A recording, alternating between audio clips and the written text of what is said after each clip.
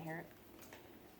All right, well, tonight I am your toast host, which I believe, I haven't done this role before, means I greet people who are joining us, and Hansavan is here tonight. She contacted me by phone and asked about, where do you guys meet, what's it all about? I said, well, you gotta come visit us, and visit us as many times as you like to figure out if this is where you want to continue coming. We'd like to have you here.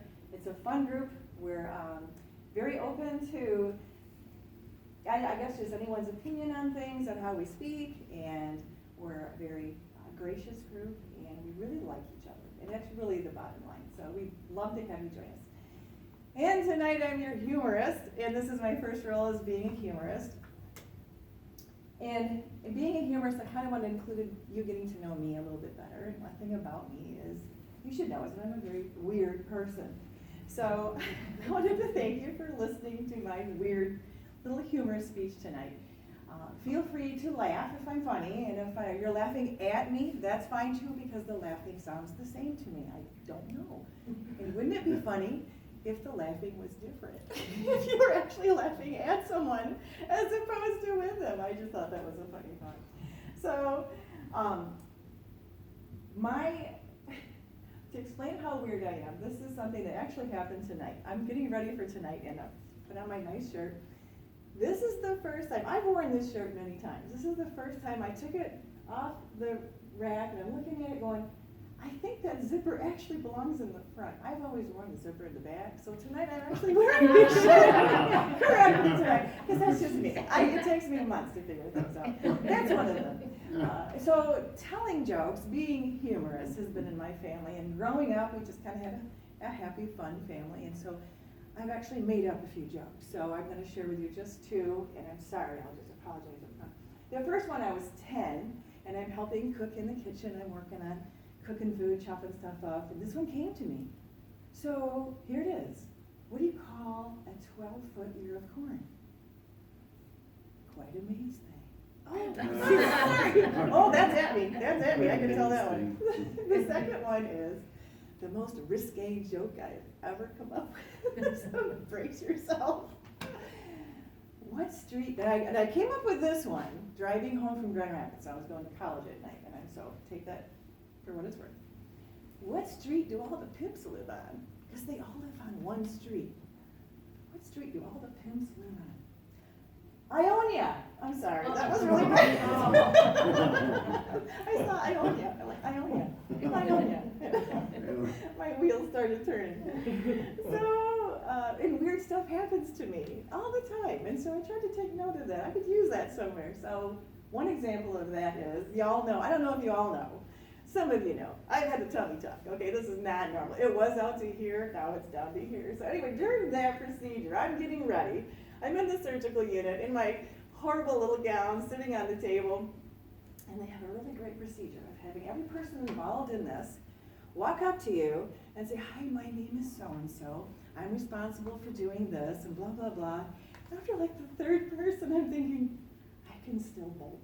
I can get out of here. I am not under any medications. I can leave. I can still leave. And so the last one comes up to me and she says, Lisa, it's gonna seem like it was just a minute and it'll be over.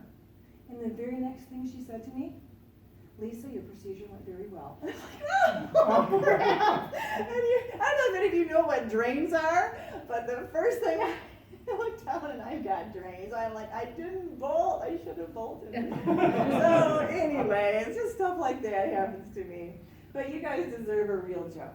So I'm going to tell you one of my favorite jokes. I love telling this joke. It goes like this. A nice young man is standing next to a lake, and he has got a bucket full of fish. And lo and behold, who walks up behind him but Mr. DNR. Hello there, sir. Looks like you've got a lot of fish there. You got a license for all those fish? Oh, sir, no. You misunderstand. I didn't catch these fish. These are my pet fish. They live with me at home.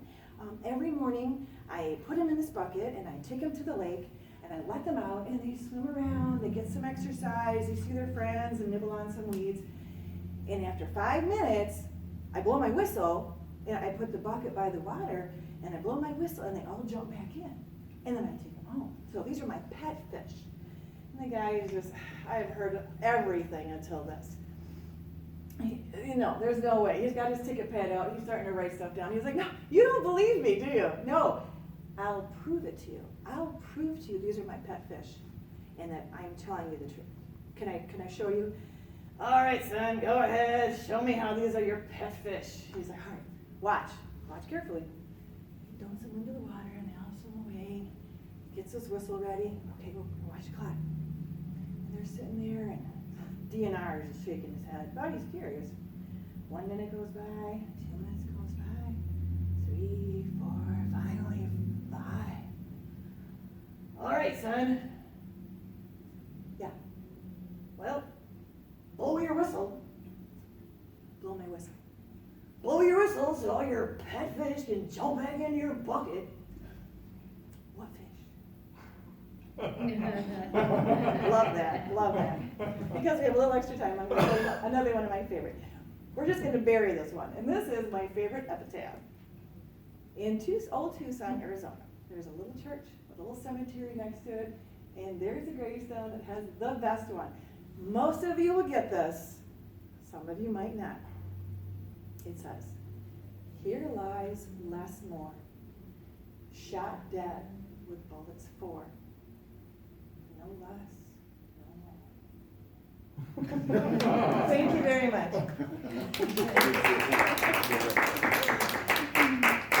Yes, ma'am.